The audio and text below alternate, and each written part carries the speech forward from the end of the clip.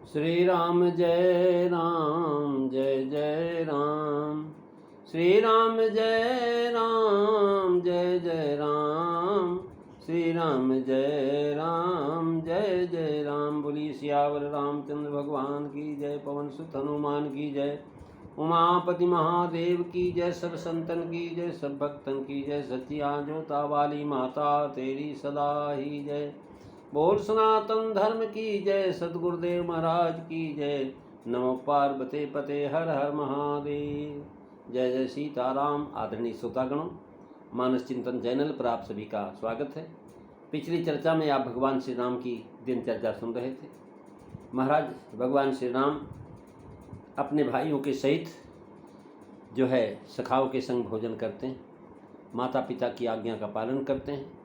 जिस प्रकार अयोध्यापुरी के रहने वाले सुखी हों, दया सागर राम जी वही सो योग बनाते हैं, वही योग प्राप्त करते हैं। तुलसीदास जी लिख रहे हैं, कनुज सखा संग भोजन करहीं, मातु पिताय ज्ञानुसरहीं।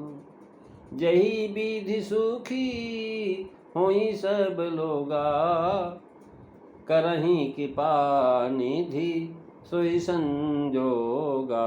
मंगल भवन अमंगल हारी, द्रवहु सुदशरथो अजीर बिहारी। श्री राम जय राम जय जय राम। श्री राम जय राम जय जय राम। भाइयों के सखाओं के संग भोजन करते हैं। महान भावों ने ये भाव कहा है कि शिकार गाह में ही सब बैठ कर के भोजन करते हैं। यह अर्थ प्रायः महाराज मानस के मर्मज्ञ, मानस की गुरु से पढ़े हुए कदापि नहीं करते। आत्मा को दुखाने वाला प्रसन्न नहीं। महाराज यहाँ सूचित कर दिया है कि भगवान जो है लाते हैं भोजन मृग को अपने पिताजी को दिखा करके छोड़ देते हैं। शोक उन्हें यह विचार नहीं करना चाहिए। रघुवंशी वैष्णव, इनके कुल के इष्ट देव भगवान रंगनाथ, निज कुल देव इष्ट भगवाना, पूजा कीन हेतु अनसाना। भला वैष्णवों को यह है अभक्त वासुरी भोजन नहीं करना चाहिए। महाराज कह रहे हैं संदेह का कारण भी उनकी टीका में कुछ 7 कांड हैं, पर जो नवल जाने वाले प्रेस में हैं, जहाँ तहाँ भाव अपने मन के हैं। यह टीका महाराज गोस्वामी जी समस्त ग्रंथों की कहीं भी महाराज मेघमांस भगवान के लिए नहीं बताया, सहानुभूति प्रकट करता। वे लिखते प्रसंग श्री राम जी के पृथक गुणवाचन। श्री राम जी भाइयों के और सखाओं को संग लेकर के नित्य शिकार में जाते थे, खेल कूद करके आए थे, थकान होती है, स्नान करके महाराज सब अपने साथियों को बुला करके, महाराज ये अधिकारी हैं जो उनके सखा, जी में जान करके कोई विशेषता न ग्रहण करके भोजन प्रसाद भी छोटे भ्राताओं और सखाओं के संग ही लेकर के करते। जो है जब राजा को दिखाने के निमित्त लाते शिकार सिंहाद, यानी माता पिता की आज्ञा अनुसरने से निश्चय है कि यह तीसरा गुण वर्णन करते हैं कि शिकार करके आए, भोजन तैयार है। पिता माता का वात्सल्य यही है कि महाराज तुरंत उसको भोजन कराते हैं। आज्ञा दिया कि चलो अब सब भोजन कर लें, बस तुरंत भोजन करने चलेंगे। भाई सखा संग साथ ही भोजन करने लगे। अनु सखा संग भोजन करें। अनुज को फिर सखाओं को कह करके पंक्ति का क्रम बताया कि पहले महाराज सखाओं को बैठाया, फिर उसके बाद अपने छोटे भैया को बैठाया, उसके बाद पास में पहले भाई बैठे हैं। और महाराज आज लिख रहे हैं कि आज्ञानुसारी मात पिता क्या आज्ञा पालन करते हैं, वो आगे लिखते हैं आयुष माँ करें पुरकाजा। महाराज ये बताया कि वो भाव यह है कि कहते हैं कि सुख में अनुज और सखाओं का स्मरण करते थे और आज्ञा पालन में स्वयं प्रस्तुत रहते थे। अनुज और सखा को नहीं कहते कि माता पिता ने ये आज्ञा दिया है तुम करो, लेकिन नहीं, वो खुद करते थे। सखायो रामचंद्रश्च बहवः सन्ति शौनकः, शत्रुघ्नो भरतश्चैव लक्ष्मण परवीरवः। यानी जेहवित सुखी हुई सब लोगा, ये चौथा गुण भगवान का। जो बड़े हैं उनकी आज्ञा के अनुसार चलते हैं, जो बराबर के हैं उनका साथ भोजन करते हैं। अब जो छोटे हैं उनके साथ बर्ताव, आचरण, व्यवहार करते हैं। प्रजा अपने सेवक सेवक हैं, अतः छोटे हैं, उनको सुख देने के लिए जो उचित संजोग जुटा देते हैं। कहते हैं कि वही संजोग यहाँ महाराज जो है भाइयों और सखाओं के साथ पालन करके सुख देते हैं। बड़े बराबर और छोटे को साथ ही यथार्थ व्यवहार करते हैं, सबको सुखी करते हैं, इसलिए इनका नाम कृपा निधि। और क्या करते हैं, गुरु जी के सामने बैठे और बैठ करके महाराज वो कथा प्रसंग श्रवण करते हैं। वेद पुराण सुनई मन लाई, गुरु जी के पास वेद पुराण श्रवण करते थे। आप स्वयं भाइयों को समझा करके कहते, जो बात कठिन होती थी रघुनाथ जी प्रातः उठ करके माता पिता की चरणों में मस्तक टेकते थे और आज्ञा मांग करके राजकाज करते थे। तुलसीदास जी लिख रहे हैं, वेद पुराण सुनई मन लाई, आप कहाई अनु जन समझाई। प्रात काल उठी के रघुनाथा, और मातु पिता गुरु नाम ही माथा। आय सुमागी करईपुर काजा, देखी चरित हर सई मन राजा। मंगल भवन अमंगल हारी, द्रवौ सुदशरथ अजीर बिहारी। श्री राम जय राम जय जय राम, श्री राम जय राम जय जय राम। कह रहे हैं कि महाराज वेद पुराण सुने, क्योंकि आप वेद पुराण के धर्म के संस्थापन करना है, स्वयं आचरण करके सबको उपदेश देते हैं कि वेद पुराण कथा मन लगा के सुनना चाहिए। मन लाई, क्योंकि मन लगाकर न सुने वह कथा सुनने और सुनाने का अधिकार नहीं है। तुलसीदास जी ये है न कही सठही हट सीले, जो मन लाई न सुन हर लीले। अतएव जो है जो बातें कठिन हैं उनको भी वे पूछते हैं और प्रभु समझाते हैं। प्रभु के समझाने में श्री राम जी का भाइयों पर वात्सल्य दिखाया कि भाई प्रभु के मुख से सुनना चाहते हैं, क्योंकि उनके वचन से भ्रम दूर हो जाता है। सुना चाहे प्रभु मुख कै बानी, जो सुनी हो सकल भ्रम हानि। कथा सुन करके उसका अनुमोदन करना चाहिए, कहीं सुना ही अनुमोदन करें। भाइयों के समझाने में अनुमोदन का भाव भी आ जाता है। चौथा गुण, समझाई से जनाक विस्तृत व्याख्या करते हैं। 4 प्रकार से विद्या अभीष्ट फलदान में समर्थ होती। कौन से? आगम काले स्वाध्याय, कहते हैं आगम काल में, स्वाध्याय काल में, प्रवचन काल में और व्यवहार काल में। ये विद्या कब सफल होती है, कब फलदान करती है? कहें आगम काल में, स्वाध्याय काल में, प्रवचन काल में और व्यवहार काल में। पहले 2 कुछ के गुरुगृह पढ़नु गए रघुराई, अल्पकाल भी जा सब आई। और वेद पुराण सुनई मन लाई, और आप गई हम जन समुझाई। श्री राम जी भरत लक्ष्मण और शत्रुघ्न तीनों भाइयों की समझाते हैं कि देखो वेद जो है पै सिंधु रूप क्षीर सागर स्वरूप, इसमें जो ज्ञान कर्म उपासना आदि अनेक भेद हैं वे ही उत्तम रत्न हैं। और जो ईश्वर की कथा है वह अमृत रूप भवरोग का नाश करती है। मृतक रूप ईश्वर विमुख जीवों को ईश्वर सन्मुख जीवन प्रदान करती है। और जो उसमें भक्ति है वही मधुरता है, जो सर्वोत्तम कला है। ब्रह्म पयो निधि मंदर, ज्ञान संत सुरयाही। कथा सुधा मति काढ़ी, भगति मधुरता जाई। मंगल भवन अमंगल हारी, द्रवहु सुदशरथ अजीर बिहारी। प्रातः काल उठ के रघुनाथा वेद पुराण सुनते, भाइयों को समझाते, और वेद पुराण कहते कहते उनको जब शाम होती तो उपदेश है कि महाराज अपने आप जो स्वयं चले, ये परम आवश्यक है। महाराज पर उपदेश कुशल बहुत है, सुनाने वाले तो बहुत, लेकिन महाराज सुनने वाले बहुत कम मिलेंगे। जो व्यास है ना वो ज़्यादा देर नहीं बैठते हैं।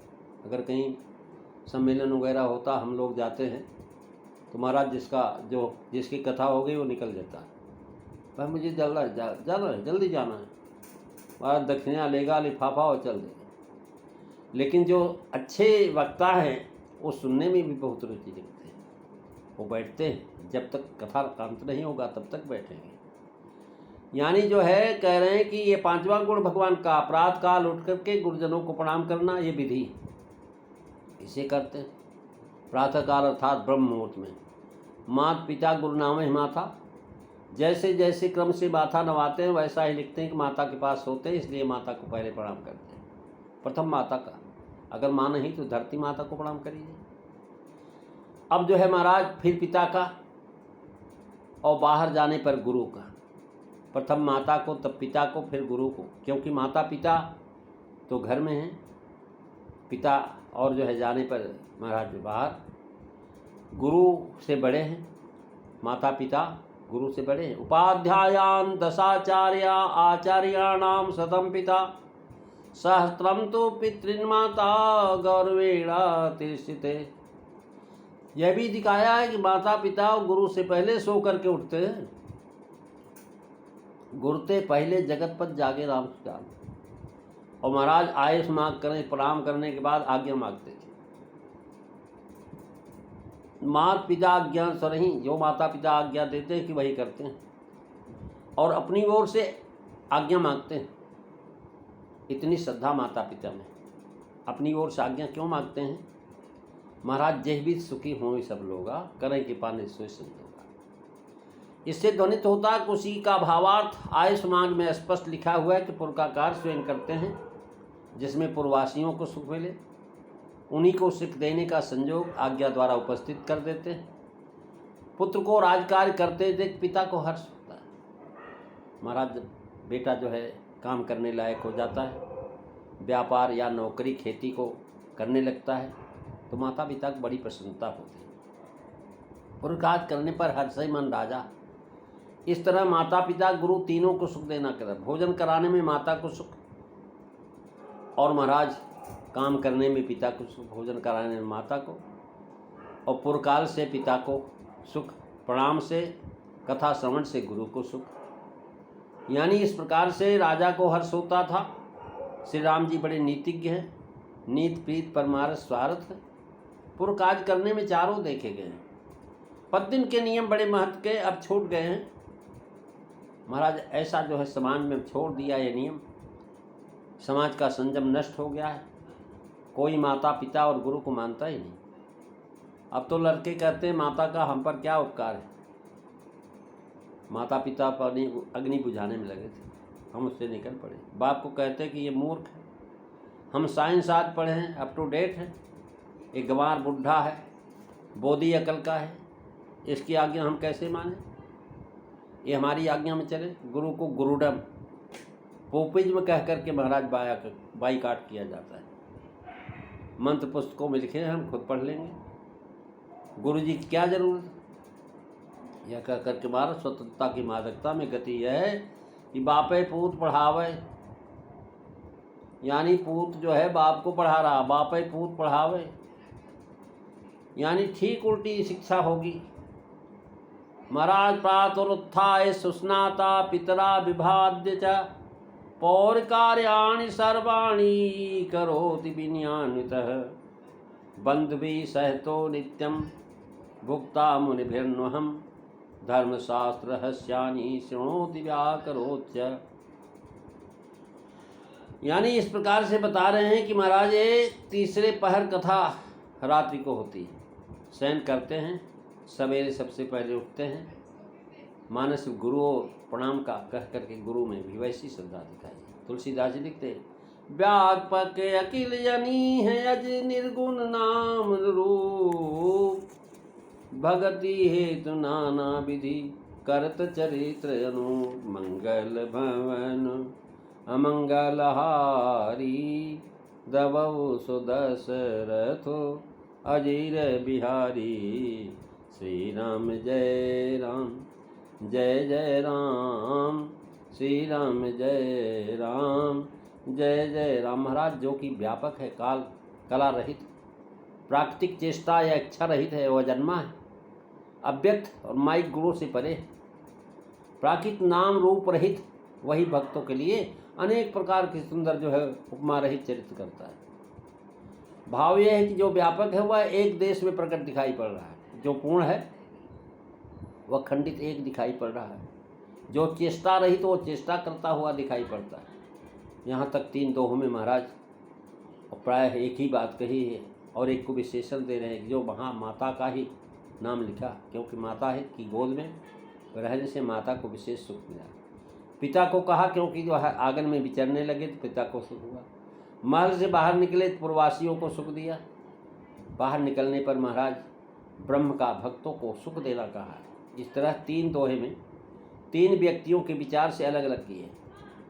भक्तों के लिए अवतार लेते हैं, भक्तों के लिए चरित करते हैं, कृपा सिंधु जनहित करहीं, बाल चरित पुन कहा उदारा। इस प्रश्न का उत्तर समाप्त हुआ। पार्वती जी ने कहा बाल चरित पुनि कह उदारा। महाराज भगवान शिव से प्रार्थना किया था माता जी पार्वती जी ने कि आप भगवान का बाल चरित जो बड़ा उदार है वो आप सुनाइए।